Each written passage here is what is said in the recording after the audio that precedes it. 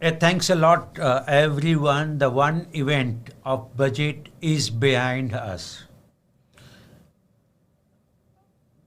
There is no capital gain tax. There is no tweak in the capital gain tax. And I think that's one factor that has been impacting, like people have been discussing about, ye ho jayega, wo ho jayega.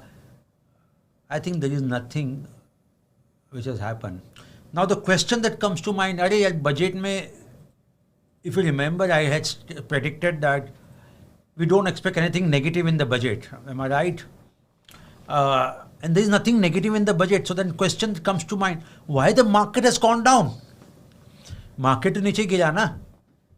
Is it because of budget? The answer is no. It's nothing to do with the budget. And I'll come to that little later, why the market has fallen. I'll also explain you what should be your strategy post-budget. So let me also explain that in this webinar. And of course, we will open the floor for question and answer. But before that, let's try to understand what did I predict for the budget. Let's play that video, Jason, very quickly. Sure, let's rewind. Yeah.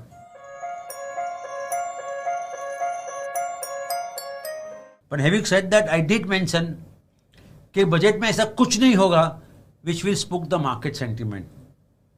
If there is a negative news, there will be enough positive news that can absorb the impact of the negative news. And उसकी वजह से I don't expect market to go down post budget. That's what my sense is. And as you can see, I did mention there is nothing that can be negative in the budget that could spook the market sentiment. So the question comes then, why is the market is down?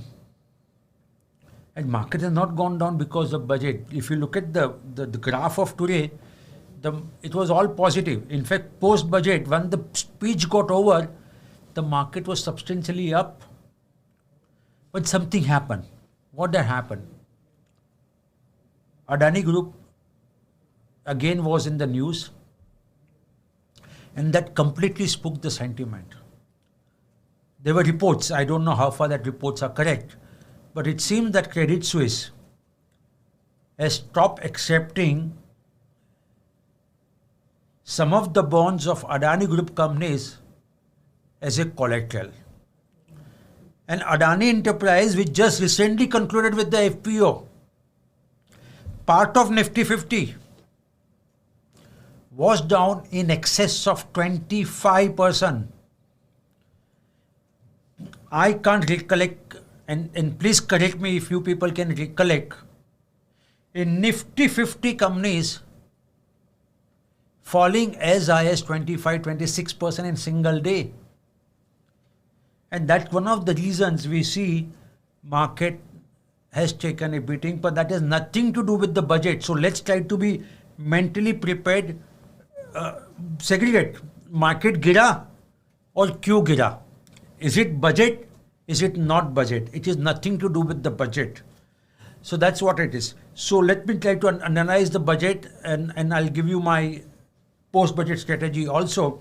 But before that, just a small disclaimer that this webinar is only for an education purpose. Whenever you invest in the equity market, it does carry a little higher amount of risk, and past performance should not be considered as an indicator for the future returns.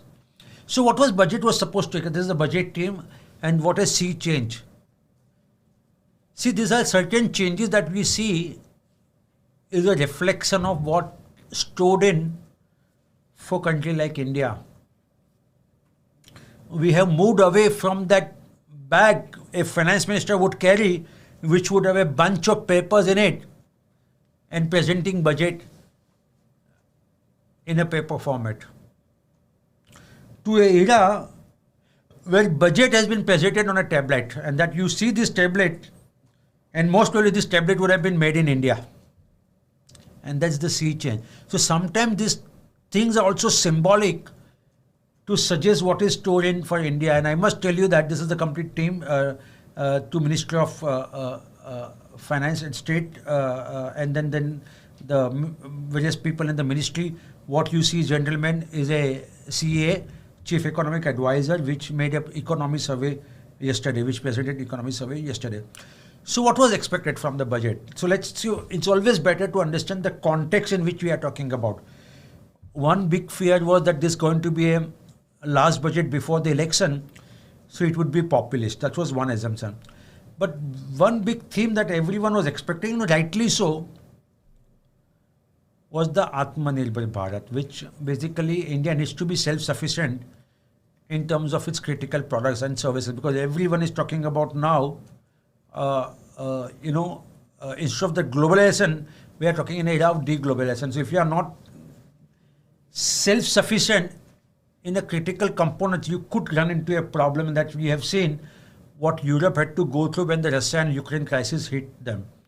So at the same time, it was a need that India should be competitive in the world global arena, whether it's a logistic cost, whether it's a power cost, is it a raw material cost, and so on and so forth. So that was one. Second thing is that climate change. And I think climate change is facing everyone very severely. And if India is not prepared for that, I think it will be little delay. And India has to make itself ready.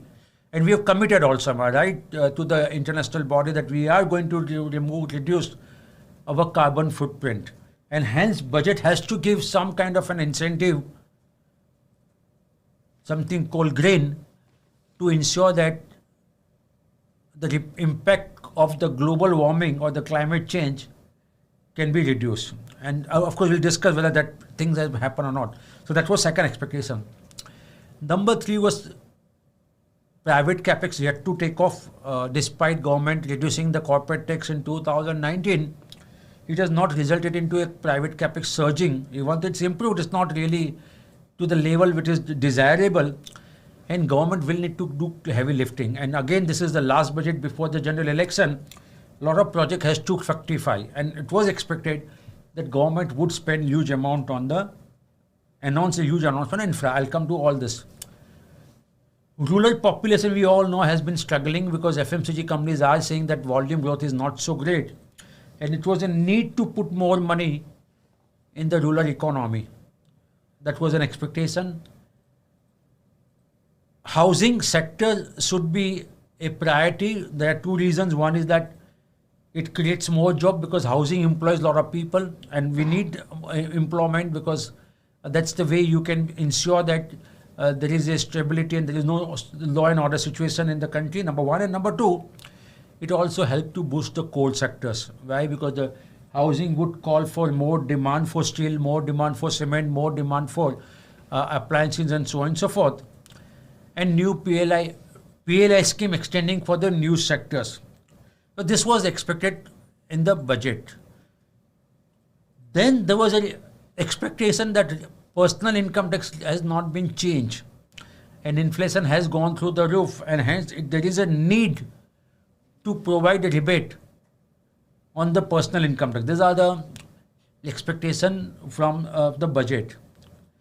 Another expectation was clarity in terms of capital gain tax. And every year before the budget, market would gyrate because of fear of capital gain tax being tweaked. And that's it. And last but not the least, there was a fear that whether due to the changing global economic scenario, will Finance Ministry will continue to maintain fiscal deficit of 4.5%, which they have guided for in the last budget by FY 2026, because that is very critical. That gives an idea how much more borrowings the government has to fund to fiscal deficit, and could that create a problem or systematic problem for a country like India. So these are the what general expectation of the budget, and in this light has what budget has delivered. Let's try to understand. First thing, this budget has really delivered on making India future ready. And sometimes, we all tend to get little myopic in our point of view कि ये short term का मुनाफा कभी कभी long term का नुकसान कर देता है, and कभी कभी short term का नुकसान long term का मुनाफा कर देता है, vice versa.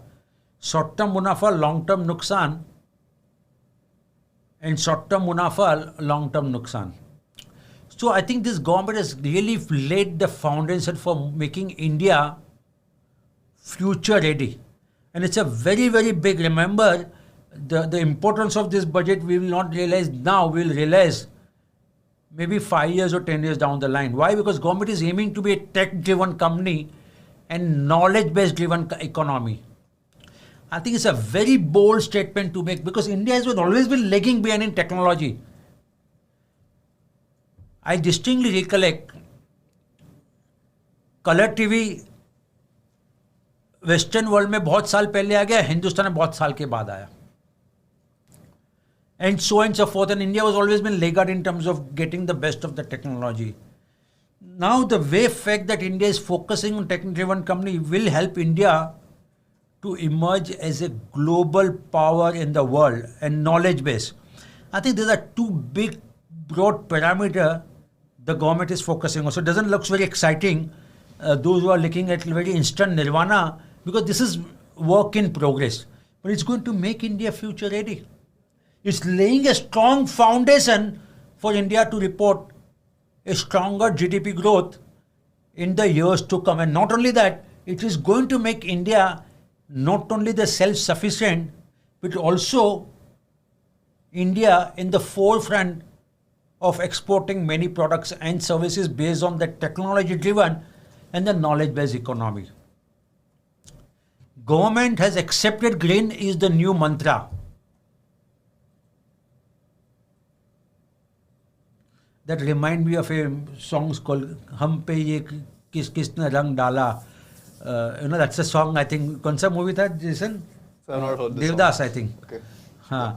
So, Hara Rang Dala. I think the green is the new mantra.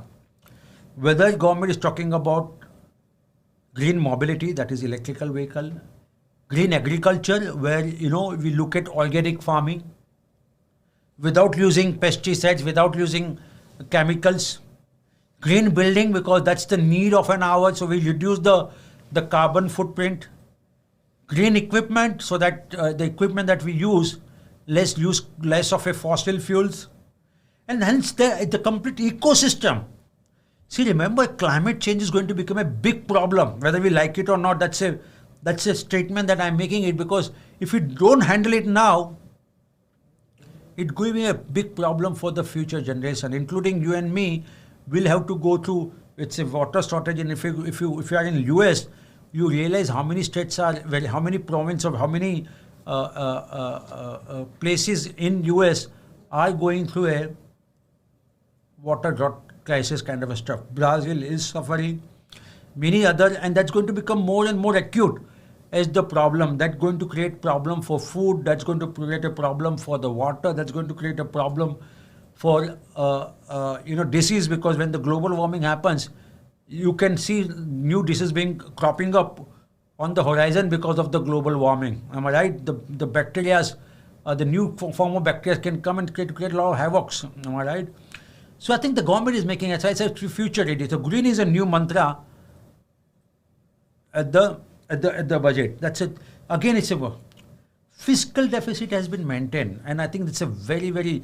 Remember, government said 6.4% fiscal deficit for FY 2020. That was made on 1st Feb 2022, and post that, Russia invaded Ukraine. It disturbed the complete assumption that was made in the budget. Why? Your fertilizer subsidy moved gone through the roof. Crude prices surge, supply side issues, and so on and so forth. And despite these challenges, government has done an excellent job in terms of maintaining that 6.4%. But not only that, while the global outlook does not look very promising yet, and yet government has said for FY 2024, that's the next financial year, we are going to maintain the fiscal deficit at 5.9%. And having said that, government has gone on the record, the finance minister, Ms. Nirmala Sitharaman, has gone on the record saying that we will try to go below 4.5% of fiscal deficit by FY 2027. So what does this say? It says a lot of other things, and it says that this government means fiscal prudence, spending right kind of money so that the benefit of that money being spent is accrue to the economy and making India a future ready. Now, one way to maintain the fiscal deficit low is to make very abnormal revenue projections. And that's one way you can, and then at the end of the year you say, no, sorry, we had overstated the revenue projection. And this, I think this government has done one more good thing. Their revenue projections are they're expecting the total tax income to be 23.3 crore, 22.3 lakh crore, okay, which is nothing but 11.64% growth over the revised projects from FY 2023.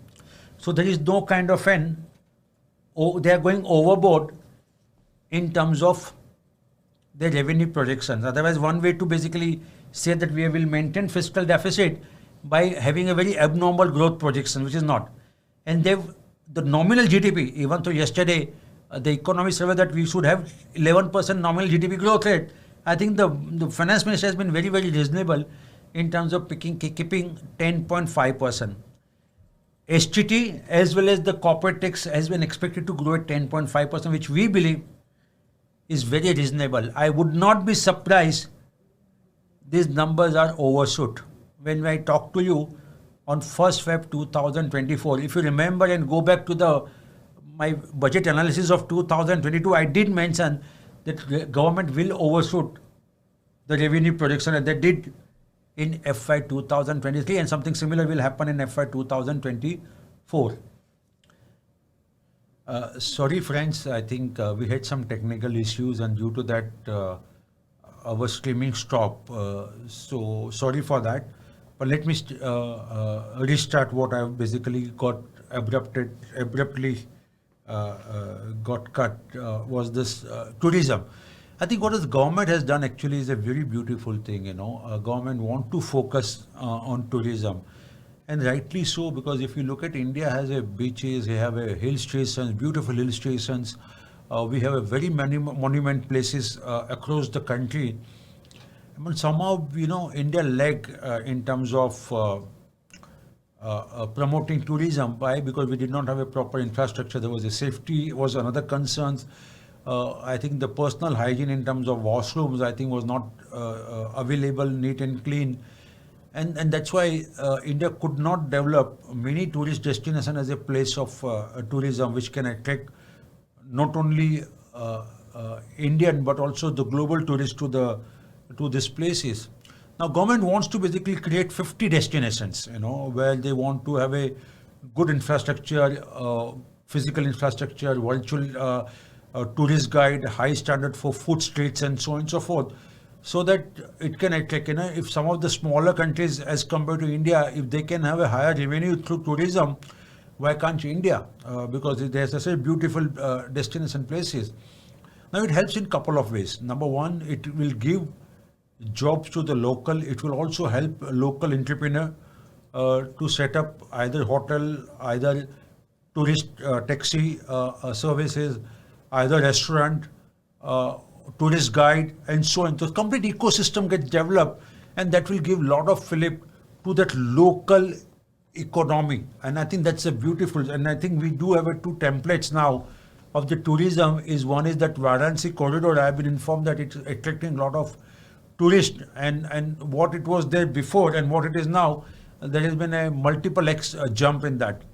And second, there has been a Statue of Unity, which has come up in Gujarat, which also has increased tremendous footfall, and it has now become a part of the tourism itinerary. So I think that's something similar. We have now a template available to make India as a very prominent in terms of tourism.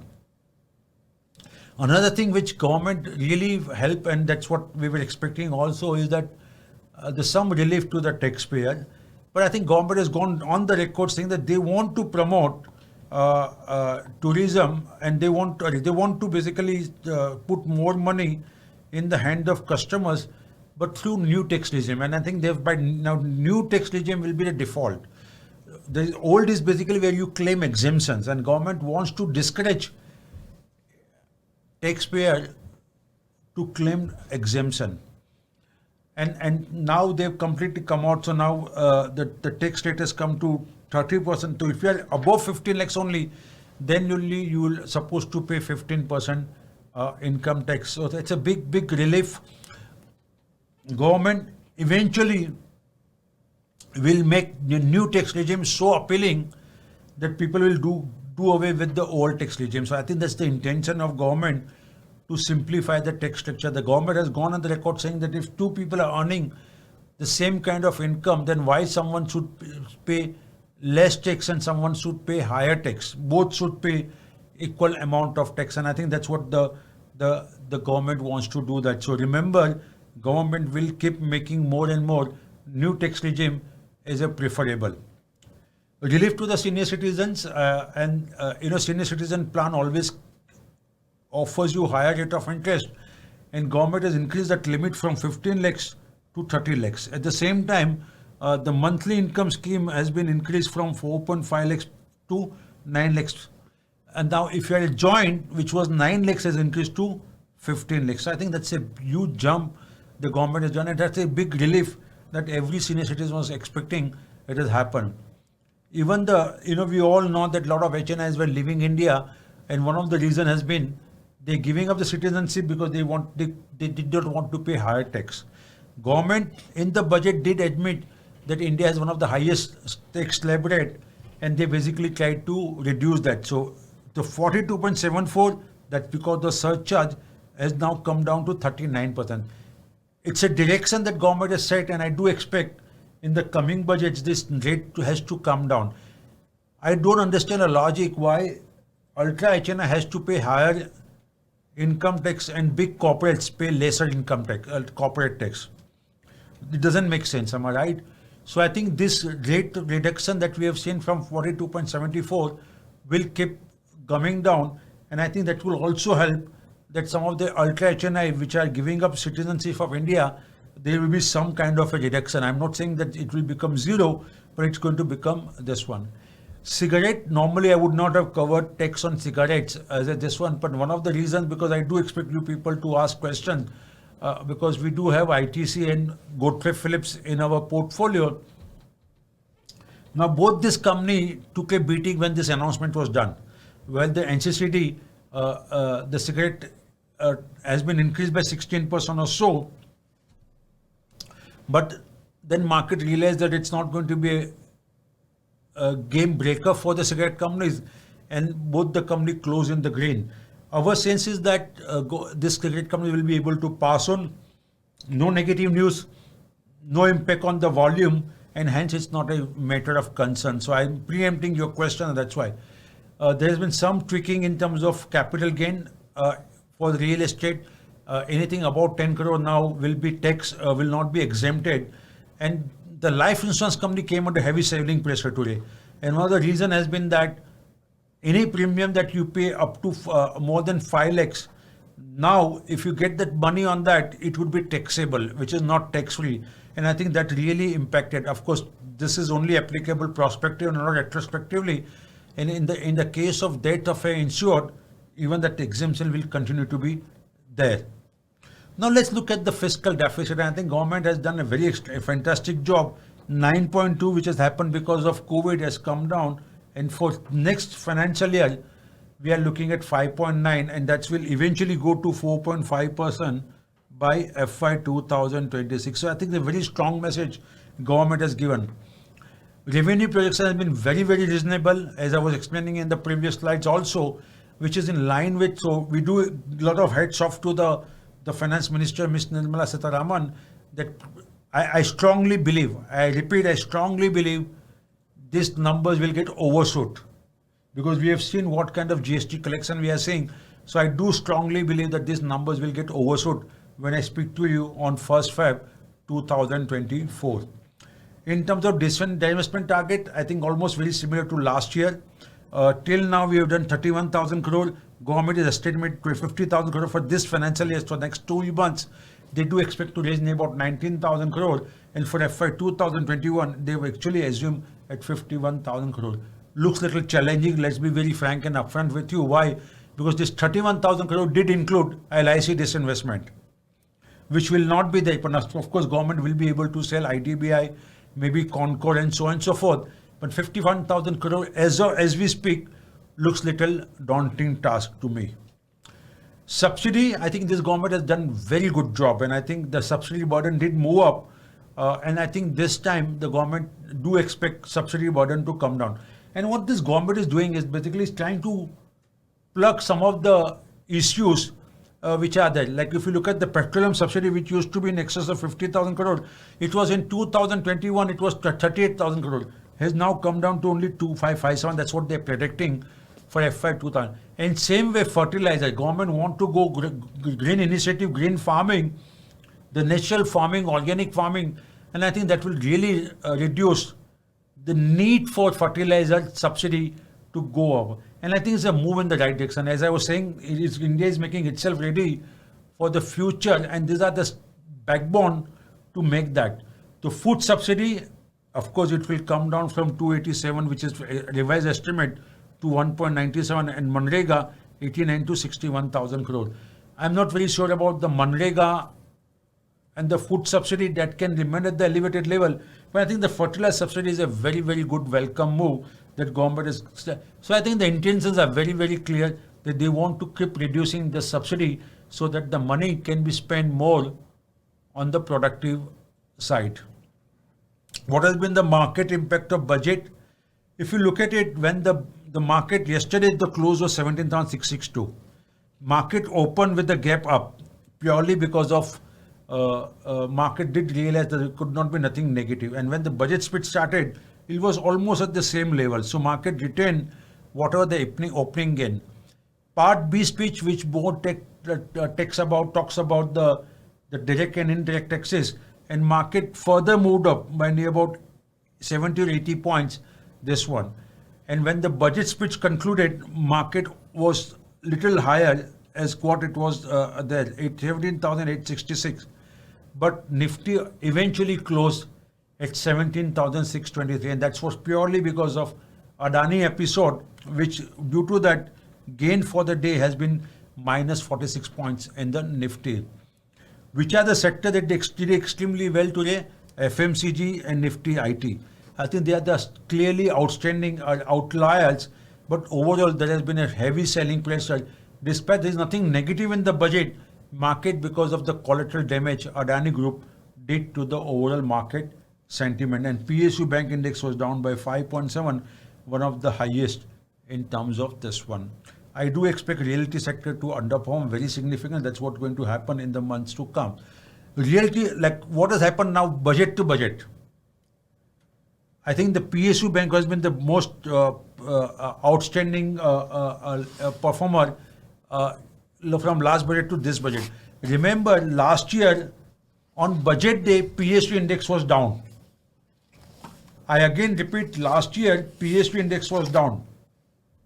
So what we believe, it was that don't get carried away by the budget day movement that this sector will do well and this sector will not do because of budget.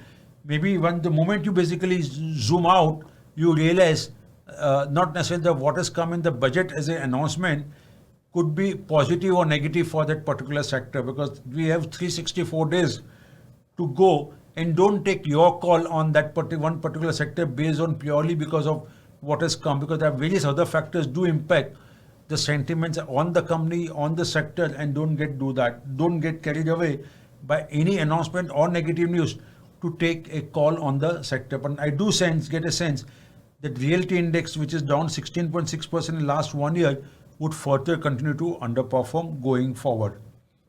Which are the 50-50 companies that did very well? ITC, which is also our stock of the month, did extremely well.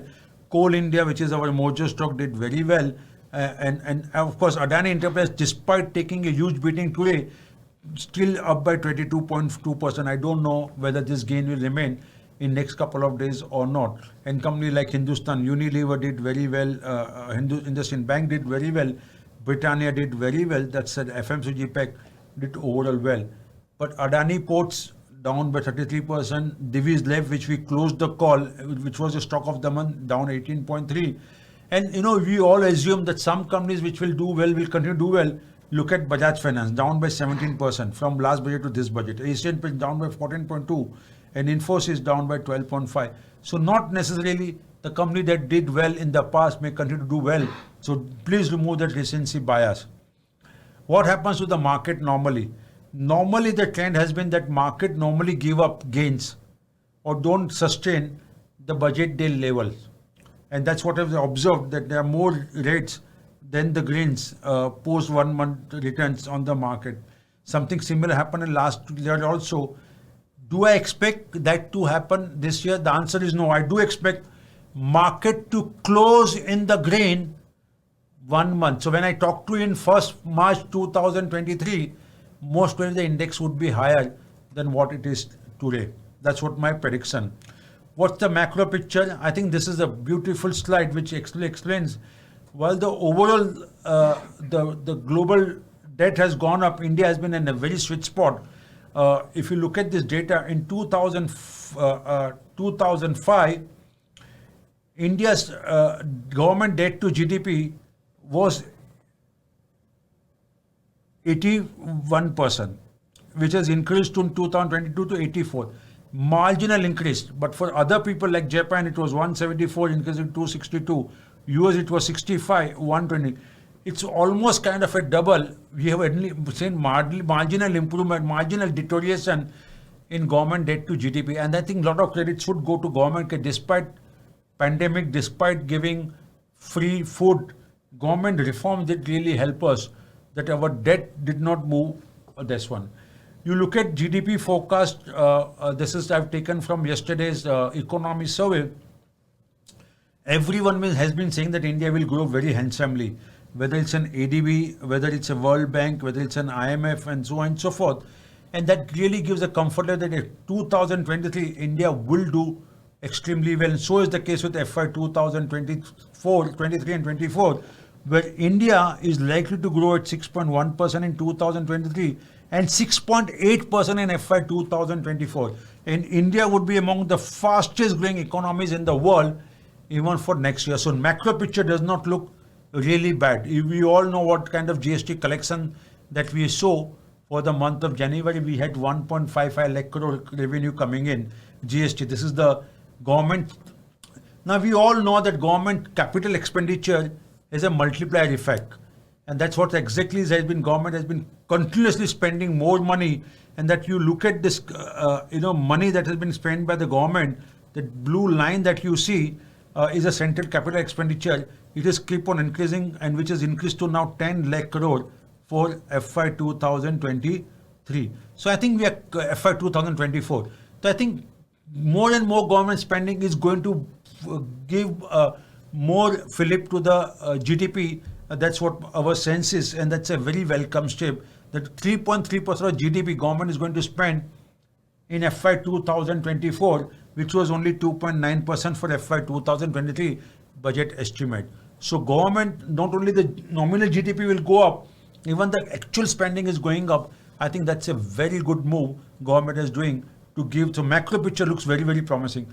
Now, one factor that everyone has been talking about, India's valuation is very, very rich, and I beg to differ. So if you look at the India's Nifty 50 PE, I have taken this from yesterday economy survey, 27.4 5-year average. Today India is commanding at 21.8. So we are commanding less than the 5-year average. So I don't think we need to be little worried about India's valuation. If the ROE is improving, India's growth story to be there, I think we should be commanding more than 27.4 rather than 21.8 that we are commanding. So valuation wise also India doesn't look very, very distant. So what would be your strategy, post-budget strategy? Let me summarize very quickly. Yes, indices did fall today, but that has nothing to do with the Adani group. Okay. So please remember, budget has been really good. Of course, tomorrow we have Fed policy action and market will get.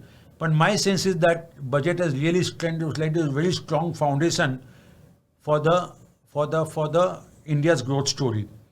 Now, Adani Group may have market sentiment maybe get impacted over the next couple of days, but post that I don't expect much to be worried about.